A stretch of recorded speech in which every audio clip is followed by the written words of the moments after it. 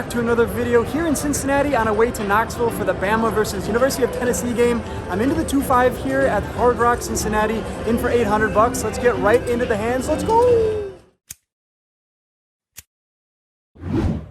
Alright, you guys, first hand of the night, under the gun starts off with a limp. I'm in the low jack with the beautiful ace king of diamonds, and I decide to raise it up to $20. The button puts in the call, the action's back over to the under the gun limper, and he decides now to go for the limp re-raise to 120 bucks. Now normally a hand as strong as ace king of diamonds, I'd probably come in for another raise to around $300, but given the fact the player is in under the gun position and he limp re-raised, it's pretty indicative of a hand like queens, kings, or aces.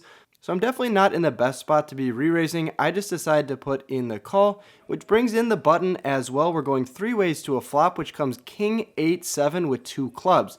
Pretty great spot for us, and under the gun does not slow down. He continues into the field for $150, around half the size of the pot. Obviously, I'm going nowhere. I could consider going for a raise considering there's two clubs on board, but I think that would be a little bit too ambitious, so I decided just to put in the call, and that gets rid of the button, so we're heads up in position to the turn, which comes the 10 of hearts. Under the gun now slows down and checks it over to me, and do we really think he's going to be doing this with a hand like aces or kings? I don't think so. I think the most likely holding he has is like pocket queens, or maybe a hand like king queen suited. I think even ace king would continue to bet on this turn. For that reason, I decided to rip my entire stack in for $500. If he wants to call it off here with queens, great. If he has a drawing hand, he's going to have to pay.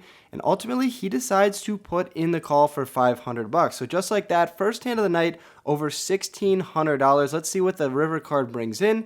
It comes to 8 of hearts, giving me 2 pair. I quickly expose my hands to the table. He mucks his cards, and just like that, we're up early on in the session. Moving right along to the next hand, we look down at ace-king offsuit this time from the button. I have $1,600 in my stack. Under the gun decides to raise it up to $15. The cutoff puts in the call, and so obviously I'm going to come in for a 3-bet. I decided to make it $55, to which only the under the gun position puts in the call. That means we're heads up in position to a flop, which comes ace-7 deuce with 2 hearts. Pretty great flop for me, so when under the gun checks it over to me, I'm going to go for a standard 1/3 pot size bet for $45. Now under the gun could call here with any of his many pocket pairs, for instance pocket 9s, pocket 10s. He also might have some draws like the flush draw, he might have some weak aces, so I like my $45 bet setting up a larger one on the turn. When he puts in the call, we see the 8 of clubs on the turn, and he checks in flow over to me, which I definitely expected. Now I'm going to size up on this turn. I size up to around 50%. Probably could be even going a little bit larger considering there's 2 flush draws on board to be had. Either way though, I bet out for $110, and under the gun does not wave the white flag just yet. He puts in the call, and that brings us to the river. When the river comes the jack of diamonds and he checks it over to me for a 3rd time, I think it's important to go for a little bit more value.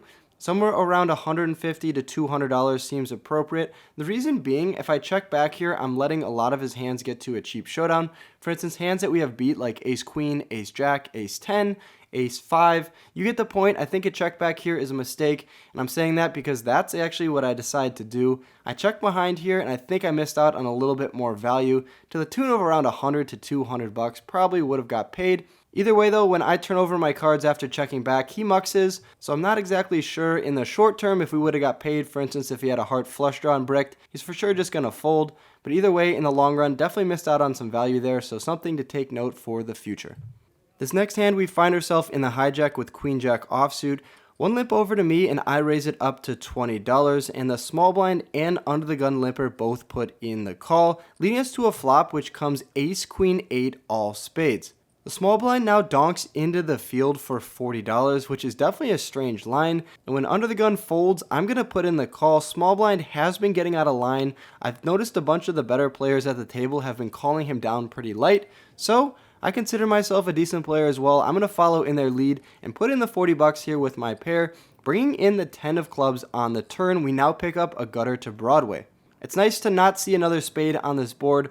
When small blind checks it over to me, I'm not too sure if there's much merit in going for a bet. If he doesn't have the flush already, it's possible he might have an ace in his hand. Sure, he could have a worse queen, and we'd be letting him get there if he had like queen 9 or queen 7 with a spade in it. I think a check back here is fine, and not risking us get blown off the hand if he goes for a check raise. When the river card comes a harmless 5 of hearts, the small blind now picks up the betting lead and fires out for $100. His line is pretty weird. He donked into me on the flop, checked the turn, and now bet into me on the river. Sure, he could have a weak ace. Sure, he could have a better queen like king queen or queen 10. At the same time though, I'm going to call him down here and get a little bit sticky in this spot and make him prove that he has the better hand, which he cannot. He turns over 9-5 offsuit. So yeah, he rivered a pair and I guess went for some extremely thin value. When I call him there, he's almost always going to be losing. And just like that, I'm going to take down that nice sized pot and continue this train in the right direction.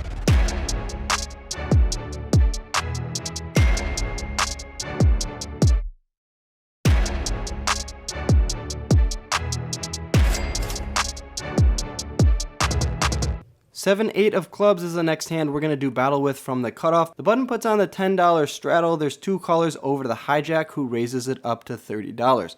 Now 7, 8 of clubs isn't the best hand. I probably could be going for another raise up to $90, but I decided to exercise this hand's playability and just put in the call for $30, and that brings in a few other players as well. We're going multi-way to the flop. 5 ways to the flop and it gives us a pair. Comes queen 8, 5 rainbow. The action checks over to the button who bets out for $65. The under the gun player puts in the call and I decide to get sticky with my pair and some backdoor straight ideas. I put in the call as well and that brings us off to the turn, which gives us a gutter to the straight. It comes the 4 of hearts. Under the gun checks it over to me and I check it over to the button. He decides to check behind and that brings in the deuce of diamonds on the river. Not exactly the card we wanted to see. The action on the river checks over to the button. I'm hoping to get to a cheap showdown, but the button wants to have none of that. He fires out for $305. Under the gun folds, and sadly, I have to fold my cards as well. Definitely not a spot I should be hero calling with, and good thing I didn't, because the button gladly turns over his hand for the table to see. 5 deuce offsuit. Yes, he had a pair of 5s on the flop, and then rivered 2 pair. Nice hand, sir. You're going to get rewarded with that $345 pot. Alright you guys, king queen of clubs, a beautiful hand. We're on the button, have 1900 in my stack. The session is going swimmingly. Under the gun raises it up to $20. The cutoff puts in the call, and I have king queen suited from the button. I'm going to be in position, and I decide to raise it up to 85 bones. Small blind puts in the call, and the cutoff does as well. That means we're 3 ways in position to a flop, which isn't groovy. It comes 10-4 deuce rainbow. When the action checks over to me, I decide to check behind. The reasoning is here that both other players can have a set of 4s or a set of deuces. I pretty much exclusively have all the sets of 10s, but at the same time, this is definitely not a board that's going to connect too well with my pre-flop raising range, so I don't hate my check back here and we're off to a turn. Turn comes the 9 of clubs, which is a decent card because not only do we have 2 overcards, we have a gutter to the straight. Even though the turn card is good, the action is not. The small blind bets out for 110, and even if we were considering calling that, we are not anymore when the cutoff jams all in for $350.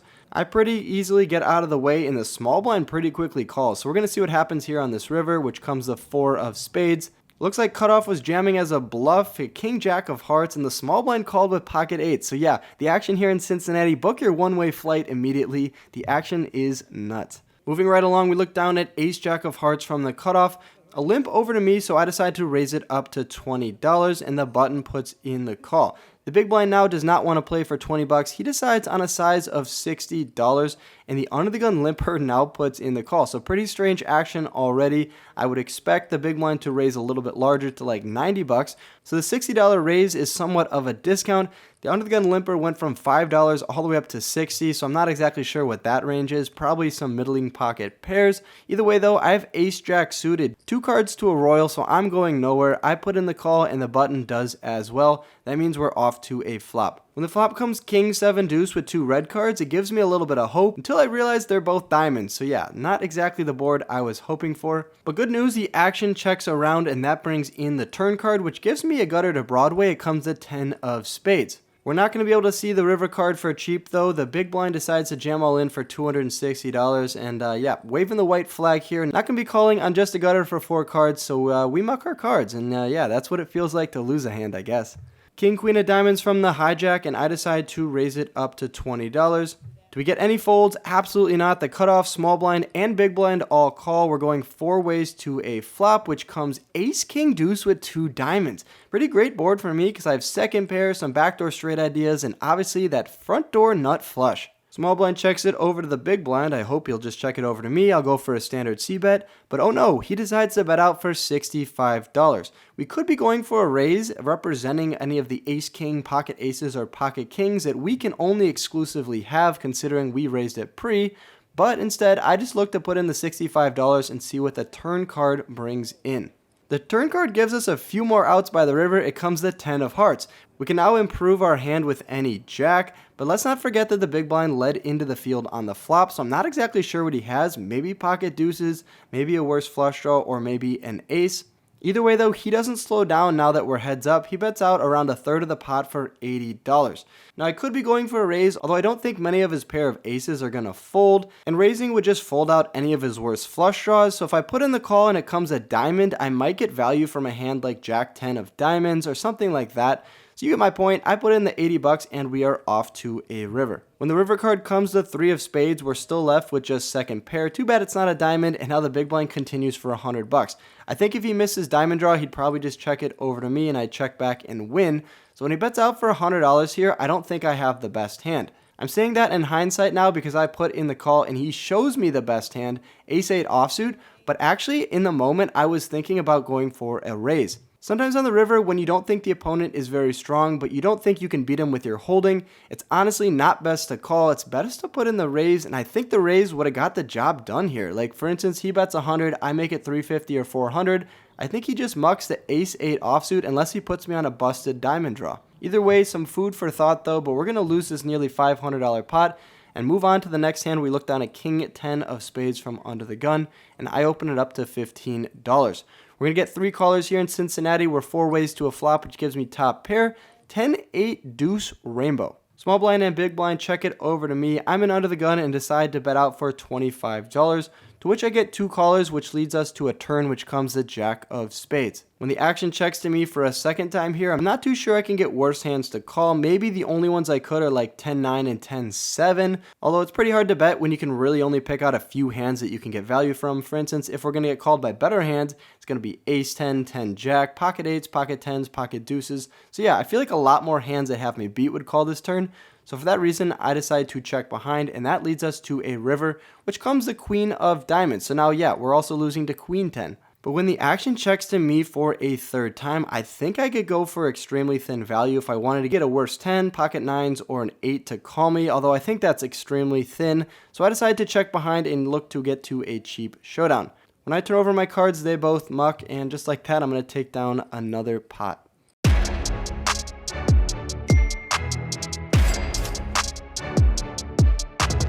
Few more hands ago, I looked down at ace-5 of spades from the button. Few limps to me, so I raise it up to $20. We're getting 3 players to call. That means we're going 4 ways to a flop, which comes 10-3 deuce with 1 spade, giving me a gutter to the wheel and also the backdoor spade flush draw. When the action checks around to me on the flop, I decide to take a free card here and check behind, and it doesn't improve me. It comes the deuce of clubs. Greg in the big blind, our buddy, he decides to bet out into the field for $25, and when the action's on me, I put in the call here with my overcard, wheel draw, and yeah, let's see what the river card brings in. The river card comes the ace of hearts, which is great news for me, and now he slows down and checks. When he checks to me here, I'm putting him on a 10 type of hand, so when the ace card comes in, I don't really think he can put me on too many aces unless I have ace-5 or ace-10. So for that reason, I'm going to go for a little bit more value and bet out into him for $50. He puts in the call pretty quickly, so maybe I could have got a little bit more value. Either way though, I turn over my cards and he mucks his hand, and we're going to take down that $222 pot. 2 hands ago, I looked down at pocket 9s from the big blind. Under the gun is Greg, and he raises it up to $20. So I decided to 3-bet a buddy here up to $80, and he puts in the call. Out of position to a flop, which comes queen 5 deuce with 2 spades, and I decide to go for a standard bet here of $45. The reason is, if I start with a check, it pretty much takes all the pocket queens, king queen, and ace queen out of my range. If I bet here, it keeps them in there, and it also gets him to fold hands that have 2 overcards. Like this one, he folds ace-king offsuit. I don't hate his fold. It might look a little bit tight, but I think if he had the ace of spades or king of spades, he should definitely continue for $45. Either way though, I'm going to get a hand that had a little bit of equity to fold, which is never a bad thing, and I'm taking down that $162 pot, which brings us to the last hand of the night, pocket 9s, the nueves from the button. The action folds around to me, so I raise it up to $20. The big blind 3-bets me to 55 bucks, and I put in the call in position, and the flop comes king high, king 8-4 with 2 diamonds. The big blind bets half pot over to me for $60. I think folding pocket nines would be a big mistake. Sure, we don't have a king. He could easily have a king in his range, but at the same time, I need to put in the 60 bucks in position and see what the turn card brings in and see what he does. Turn card comes the 3 of diamonds, and now the big blind checks it over to me. Sure, you could be checking it over to me with a hand like king queen, king jack, king 10, and just be scared of a hand that had 2 diamonds in it. But at the same time, when he checks it back here, I'm going to put him also on a lot of hands like ace queen, ace jack. So I think I like my bet here of 75 bucks to get those hands to fold. Or if they have a random like ace of diamonds or jack of diamonds in their hand, I want them to have to pay to see another diamond. When he puts in the call for 75 bucks, I'm putting him on exactly one of those types of hands, like ace queen with the ace of diamonds, ace jack with the ace of diamonds. Either way though, we're off to the river and I don't want to see a diamond, so of course the dealer puts out the 4 of diamonds, pairing the board and bringing in the 4th diamond. To make matters worse, I'm thinking about checking behind, but I'm not going to get the option to do so when the big blind just bets out into me for $225. Yeah, pocket nines here, definitely just a bluff catcher with the 9 of diamonds. Sure, I have a flush. We're losing to the 10 of diamonds, jack of diamonds, queen of diamonds, or ace of diamonds. And you saw in the last street, I outlined a few hands that could definitely have me beat. So given the fact that it's really hard to find a bluff in this spot, I decided to fold my flush, and just like that, the session is over. We rack up our chips and head over to the cage.